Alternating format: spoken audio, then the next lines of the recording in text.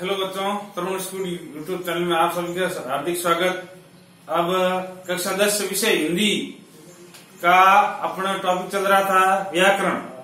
जो क्रिया है वो पूर्ण हो चुकी है। अब अपन नेक्स्ट टॉपिक है विशेषण लेते हैं। चलिए देखते हैं। सबसे पहले विशेषण। विशेषण क्या होता है? जो शब्द संज्ञा और सर्वनाम की विशेषता बताते हैं उन्हें विशेषण कहते हैं। तो देखिए, जो शब्द संज्ञा व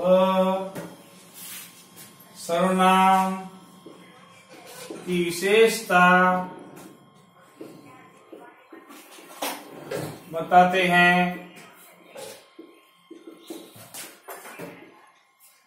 उन्हें विशेषण कहते हैं। जो सब संज्ञा और सर्वनाम विशेष किसकी विशेषता बताते हैं? संज्ञा की और सर्वनाम की विशेषता बताते हैं उनको विशेषण कहते हैं। और ये संज्ञा और सर्वनाम दोनों की विशेषता बताते हैं। अब जैसे देखिए उदाहरण, अच्छा, बुरा, काला, सफेद, ईमानदार, बेईमान आदि। अब देखो, इसमें थोड़ा सा ध्यान रखना है। कुछ शब्द ऐसे होते हैं जो थोड़ा सा जो चेंज करते हैं, हमको लगता है ये संज्ञा है या विशेषण है, तो उसका थोड़ा ध्यान रखना। जैसे कोई उदाहरण देते हैं अपन, ईमानदार। ईमानदार शब्द है, ये विशेषण है और इसके बड़ी प्रत्यय लग गया तो शब्द बन गया ईमानदारी। तो ईमानदारी ये भावबोध है, भाव के अंतर्गत आता है, तो ये विशेषण नहीं है, ये भाववाचक संज्ञा है। भाववाचक संज्ञा। उसी प्रकार सुंदर, सुंदर शब्द विशेषण है, वो लड़का सुंदर है, तो क्या हो गया? विशेषण।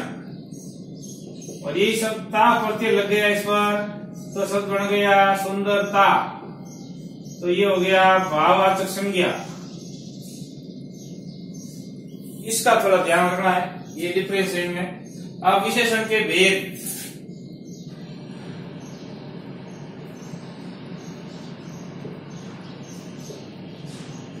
नंबर 1, गुणवाचक विशेषण। गुणवाचक विशेषण। नंबर 2, संख्यावाचक विशेषण।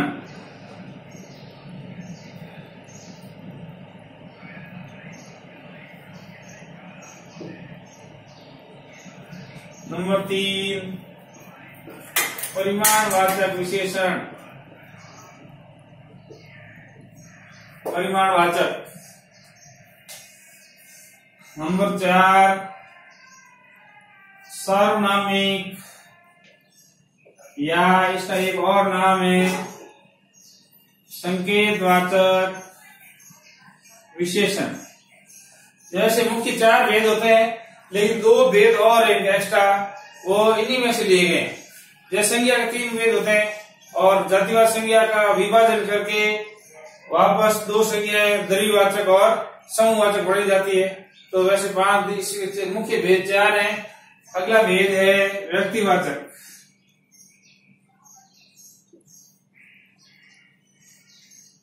व्यक्तिवाचक विशेषण। और एक है भिन्नतावाचक, विभागवाचक। जो विभाग एक दूसरे को अलग करे, भिन्नतावाचक। तो विशेषण के भेद हैं। अपन सबसे पहले लेंगे गुणवाचक।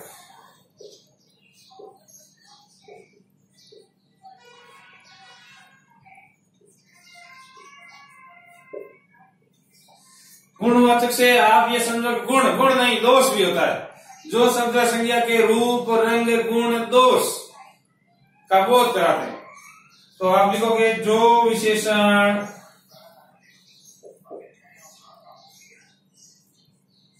संज्ञा या सर्वनाम के रूप, रंग, गुण,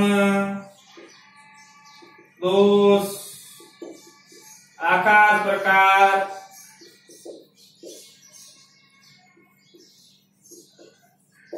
आदि, रूप, रंग, गुण और दोष दोनों आते हैं इसमें। केवल नाम से गुणवाचक इसका मतलब ये नहीं केवल गुण का वर्णन दिखा, ऐसा नहीं, गुण, दोष, आकार, प्रकार आदि का बोध कराते हैं।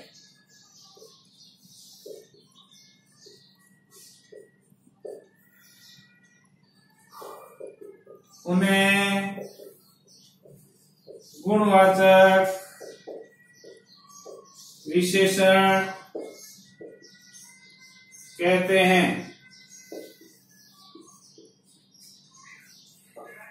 जैसे देखो अभी ऊपर लिखा भी था, जैसे ईमानदार गुणवाचक है,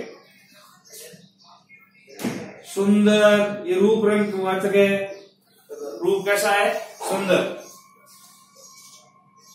बेईमान, बेईमान जिसका कोई ईमान नहीं हो, ये है दोष, बेईमान।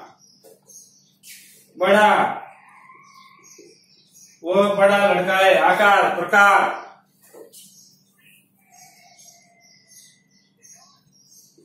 प्रतिभाशाली,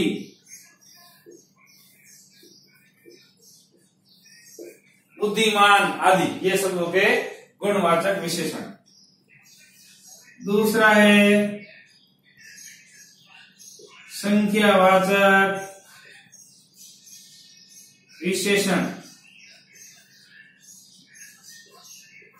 संख्या से आप समझ गए होंगे, संख्या और सर्वनाम की निश्चित और अनिश्चित संख्या का बोध कराते हैं। कुछ निश्चित संख्या होती है, कुछ अनिश्चित होती है, अलग अलग। तो जो विशेषण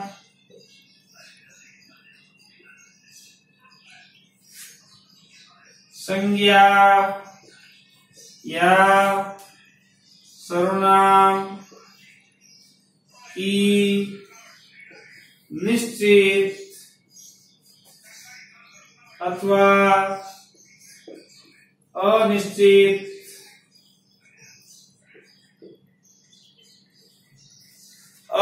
संख्या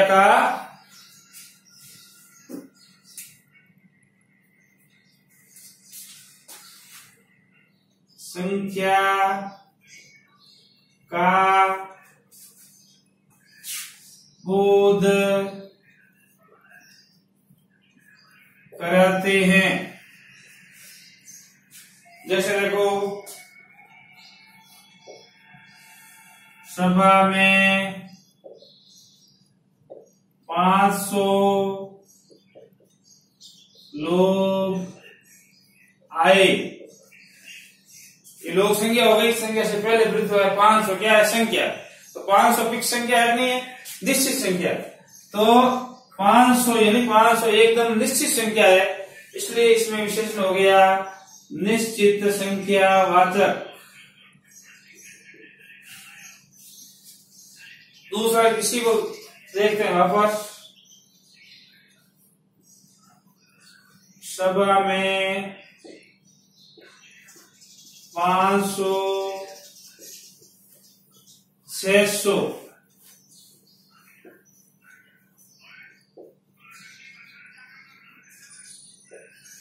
इसमें देखिए सभा में 500 600 500 और 600 फिक्स नहीं है, केवल 500 या केवल 600, 100 200 1000 2000 1500 1600 ऐसी संख्या हो तो उसको आप अनिश्चित माना हुआ, निश्चित नहीं है। तो इसमें ये हो गया अनिश्चित संख्या वाचक। अनिश्चित संख्या वाचक, तो इसके दो भेद हो गए, निश्चित संख्या वाचक और अनिश्चित संख्या वाचक। जो संख्या सर्वनाम की निश्चित संख्या का बोध कराते हैं उसको निश्चित संख्या वाचक कहते हैं, और जो निश्चित संख्या का बोध नहीं कराते हैं उसको अनिश्चित संख्या वाचक कहते हैं। जैसे और देखिए विद्यालय में कई कमरे हैं।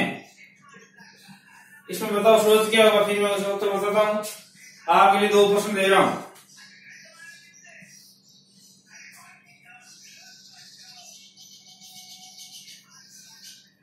मीटिंग में 300 नेता आए। चलो इसका देखते हैं। विद्यालय शब्द क्या है? संज्ञा सर्वनाम विशेषण में से संज्ञा। कौन सी संज्ञा है? मैं कोई एक विद्यालय का नाम नहीं ले रहा हूं, केवल विद्यालय। तो आपके दिमाग में कौन सी विद्यालय का नाम है? किसी का नहीं आएगा। विद्यालय के समूह का बोध हो रहा है, इसलिए जातिवाचक संज्ञा। अब ये कई कमरों की संख्या क्या है? कई। अब कई में कोई निश्चित संख्या नहीं है, तो ये विशेषण हो गया अनिश्चित संख्यावाचक। अनिश्चित संख्यावाचक। तो ये मीटिंग में 300 लोग नेता आए। कितने नेता आए? 300। तो ये निश्चित संख्या के बारे में बताया। अब हम पढ़ेंगे परिणामवाचक।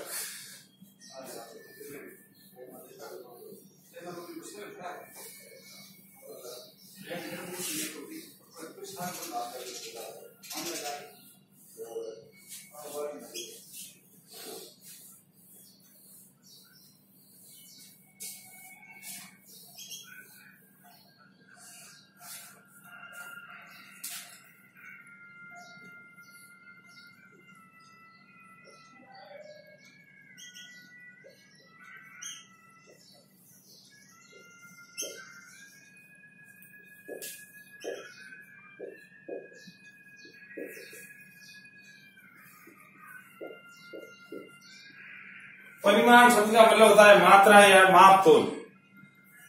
मतलब जिसको किसी माध्यम से मापा जाता है, तोला जाता है, वो जो वस्तु होती है वो सब परिमाण में आती। संख्या इसमें भी आएगी, ध्यान रखना। इसमें कई बच्चों कंफ्यूज हो जाता है, संख्या विशेषण है या परिमाणवाचक विशेषण। क्यों? संख्या दोनों में होती है। अपने को संख्या से आगे वाला शब्द देखना है, आगे वाली जो वस्तु है जो गणना योग्य है, जिसको हम गिन सकते। जैसे 500 लड़के, तो लड़कों की संख्या गिन सकते हैं, तो हो गया संख्यावाचक। और 5 लीटर दूध, दूध को अपन गिन नहीं सकते हैं, लीटर से मापा जाता है, तो माप तोल में आगे दो परिणाम। ये ध्यान रखना, इसमें कंफ्यूज होता है। तो देखो, जो विशेषण संज्ञा या सर्वनाम की निश्चित और अनिश्चित मात्रा, नाप तोल आदि का बोध कराते हैं, उसे परिमाणवाचक विशेषण कहते हैं।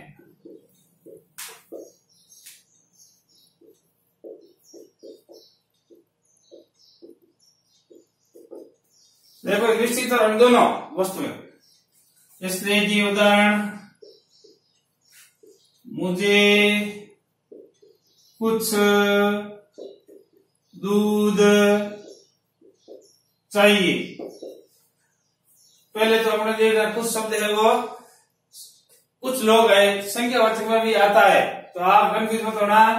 कुछ है विशेषण, इससे आगे वाला चीज क्या? ये देखो, मुझे कुछ दूध चाहिए। दूध शब्द को अपन गिन नहीं सकते हैं, किसी लीटर के या अन्य किसी मापन से मापा जाता है, गिन नहीं। ऐसा नहीं कह सकते एक दूध दो दूध, ऐसा नहीं गिन सकते हैं। तो जिसको गिन नहीं सकते, इसका संख्यावाचक है ही नहीं, परिमाणवाचक है। अब दूध कितना चाहिए? कुछ निश्चित मात्रा दी हुई है? नहीं, अनिश्चित मात्रा दी हुई है। कुछ दूध चाहिए, कुछ का कोई माप नहीं है। तो ये हो गया आपके अनिश्चित परिमाणवाचक।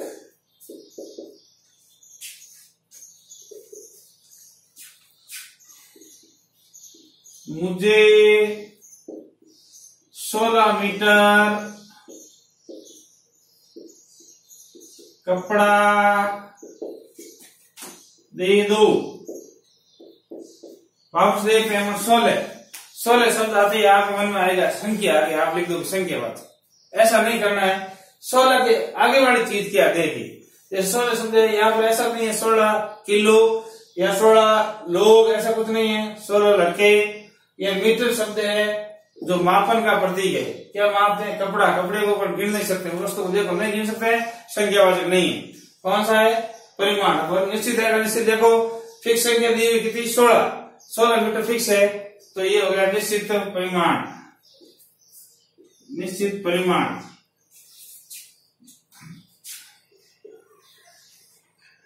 राम को 5 सेव दे दो। फिर वापस देखिए 5 शब्द आ गया, संख्या आती दिमाग में आएगा। बोर्ड की परीक्षा में संख्या आ गई, संख्या नहीं लिखना है। संख्या से आगे वाली चीज क्या है? सेव है। सेव को हम गिन सकते हैं, बिल्कुल गिन सकते हैं। तो ये बात निश्चित ही संख्यावाचक है, परिमाण इसको नहीं लिखना। तो ये हो गया आपके निश्चित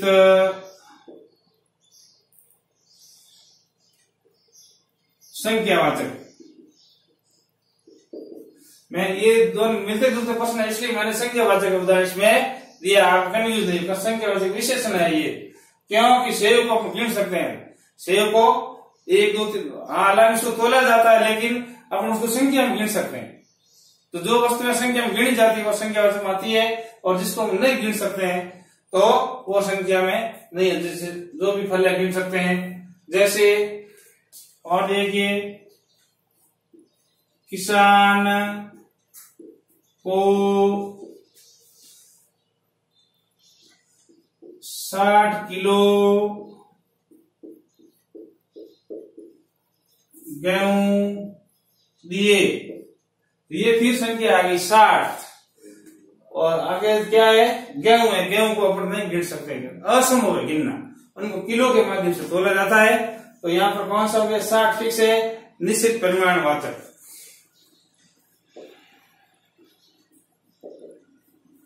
तो ये कुछ उदाहरण थे। परिमाण से 3 विषय पढ़ लिया आपने, गुणवाचक, संख्यावाचक और परिमाणवाचक। इनको याद करना अच्छी तरह से। फिर नेक्स्ट वीडियो में उससे आगे विषय के भेद को पढ़ेंगे। तब तक के लिए नमस्ते, धन्यवाद। विजय सर।